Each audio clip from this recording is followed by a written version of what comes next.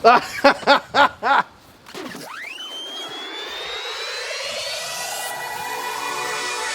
Bob from Small Crown Productions here. Welcome back to the channel. In this video, Henry Walker, published author and Elizabethan sword master, teaches us some basics about Elizabethan fencing. So let's get into it. So we're going to have a look at some basic techniques. We're going to focus on Saviolo's manual, which I mentioned previously. Saviolo has three wards.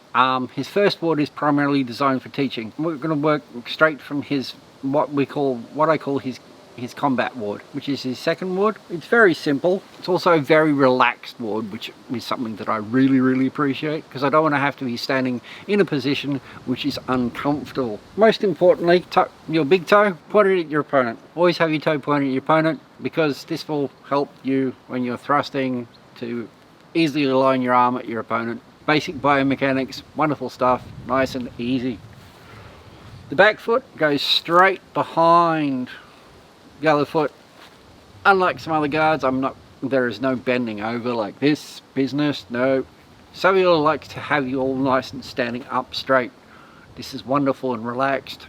Once again, nice and easy on the body, nice and comfortable. The sword then sits down here at your hip with the point towards your opponent and nicely about your shoulder height. This is nice and comfortable because your arm is then nicely against your body, but your hand is nice and free to move about. Your offhand, unlike Olympic fencers who stick the damn thing back here, we are going to be using this to parry against any attack which comes from our opponent, sits behind the sword so it can't be easily sniped at, but out from our body. You want to have it so it's between the sword and between you, but where you can see it. The importance of this is out of sight is out of mind. So you don't want it sitting down here, you want to have it sitting up here. The body is slightly profiled. Here you have Saviolo's second guard. This is a nice comfortable position. I'm standing up nice and comfortable. My knees are slightly bent. I'm nice and relaxed. From here, what do we do? Well, one of the most important things about this position is we're nice and comfortable, and we can wait for our opponent to do what they're doing. Saviolo's favourite attack is what's called a staccata. A staccata is a rising thrust. What this means is our sword will rise to the attack. It's a simple straight thrust. What I'm going to be doing is I'm going to be getting my point and extending it straight. Bang. Nice and easy. There's our staccata. Once again, nice and easy. So that's our basic attack. How do I defend myself? Most people would say we use our sword. No, this is what the offhand's for. Saviolo uses three methods for defending himself. He uses his feet, he uses his body, and he uses his hand. We're going to start with the hand. As the attack comes in, I just simply palm the sword out of the way. The great thing about this is it leaves my sword free while I'm making this action, which means I can make my thrust in reply.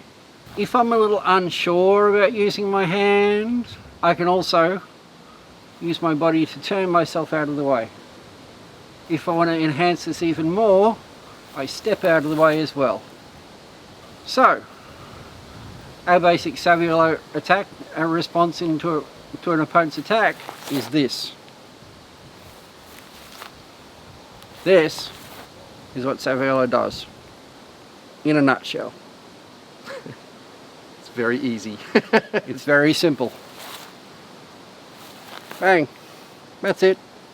One of the things that most people ask is, why would I be bothering to defend myself with my hand? Well, the simple thing is, if I'm gonna have somebody thrusting at me, I have a really wonderful choice. I can either take this shot in my hand, or I can allow it to hit me. I think I'm just gonna use my hand to move that thing out of the road because it's safer. The other thing is, I could use my sword to defend it, but then my sword's occupied, and then I have to make a second motion, which gives you a chance to make a second motion against my motion. Whereas if I have when you make your attack, here, my sword's free, unoccupied, ready to do its dirty work. Yep. There is this wonderful action that Saviolo describes, and it's a nice common one. It's called a half incutata. When the attack comes, you simply stick that foot behind, and you turn the point here as your opponent. You just step out of the road. So it's all in footwork and body position. All in footwork and body position. I don't want to be here anymore. And if I step on that thrust, I'm stepping into your blade. Yep. That's gross. I just drop the point. Yeah. So then, my understanding in all the manuals is that there is a motion, but there is a counter to the motion. Yes. So what would my counter to your motion be? Okay, so as you make your attack, and I step around to make my attack, you hand parry and step around. And then we just basically keep doing this until one of us gets contact. So, you withdraw your sword, and then you make what's called an implicata, so you make an overhand thrust, yeah? At which point in time, I make myself another hand parry while stepping and make an implicata in return. So then I parry, Yeah, come under. that's right. And I parry, and I come under. Then I parry and come over. That's right. Right. It's There's beautiful. got to be more to it than just those two though. No. No, okay. Saviolo does use cuts, Yep. because there are opportunities where the sword is in a better position to perform a cut rather than a thrust. Yeah, guaranteed, absolutely. So, for example, if you make your attack and I'm here, my sword's been moved, I've moved myself across. Now, my best opportunity at this point in time, because my body's been moved across here, what I do when I'm making my movement across is I perform what's called a reverser. And because Saviolo is a nasty, horrible Italian type person, he doesn't make that cut to the body. Nice. The reverser goes to the face, and it's powered by the turning of the body and the stepping of the foot, which means it's nasty. Yeah, that is nasty. And it's going to be very little for me to be able to defend that. But again, if I know this could yield that, what should I be thinking about when I do this, knowing that that's a possibility? So, surprisingly enough, your defense against the reverser is actually a hand parry. That's what I was thinking. Great. But don't just stand there and take it. Right. So which way should I step if that's the case? Step in here? Okay. So So- I'm going to thrust. So we go back to guard. Yep. Go up to start. I'm going to thrust here. Yep. I'm going to assume that there's a head reverso coming. Yep. And I'm going to step here. Because you reduce the motion of my sword. Okay.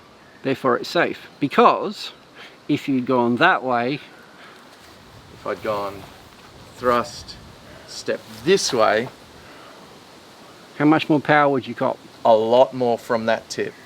Yeah. Yeah. So cutting in means that I cut the power from your shot. Thrust, step here. Yeah, I see. I see. Okay, great. So if you make the same attack, I can do this wonderful thing called a stromazzoni, which is the tip cut, Yep. and that would be to strike against the belly. Nasty. Yep.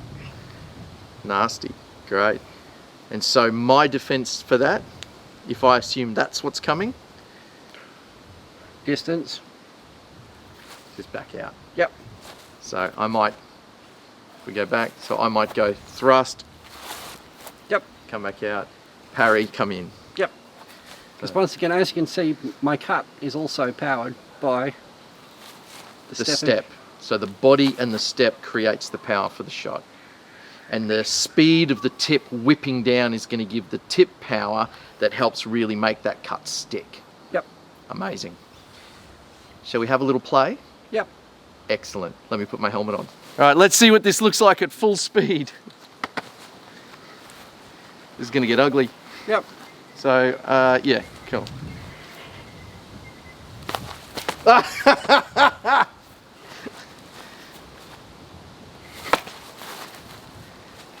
Yeah, nice.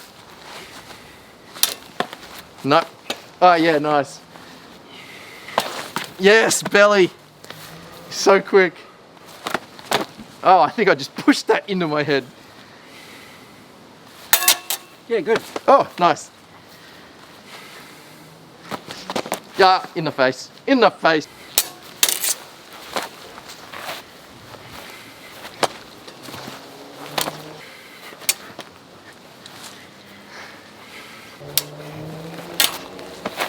Yeah, good.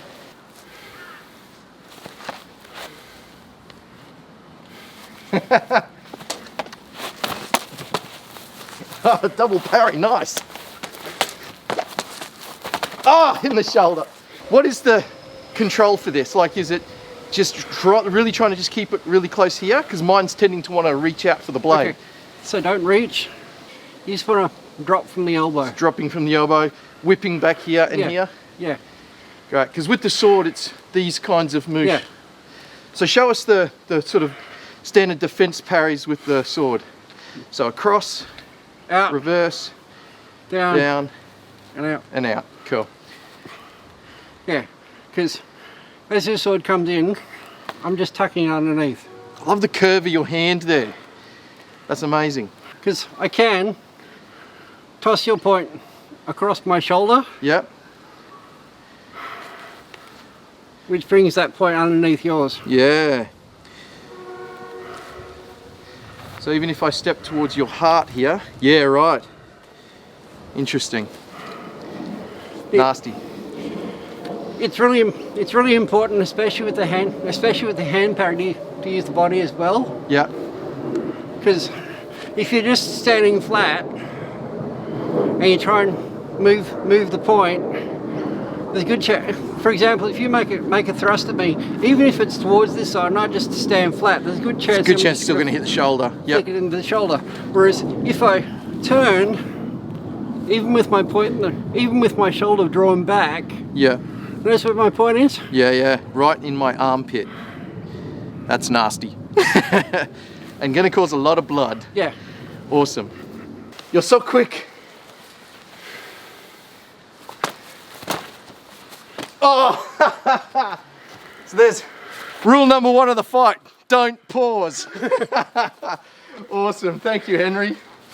Oh, that was good. There we go. Big thanks to Henry for taking the time out to give us some Elizabethan sword techniques and for stabbing me in the face many times. If you haven't seen the other 2 videos I did with Henry around Shakespeare's connection to the sword, you can click the links in the description below, or if you're on YouTube, just click one of these other videos that'll pop up here very soon. If you could give this video a like and subscribe to the channel, that would of course be amazing. And either way, I'll see you on the next video. Cheers.